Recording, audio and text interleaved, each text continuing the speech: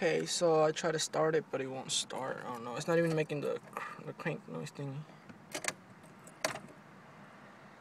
Everything sounds so good, and then that's it. I'm trying to. I have no idea what's wrong with it.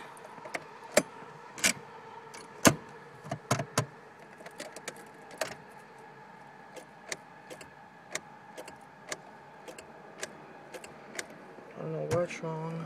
If anyone knows what's wrong with it, give me a little comment or something, because I'm just trying to figure it out. This morning I got up to go to school and that happened.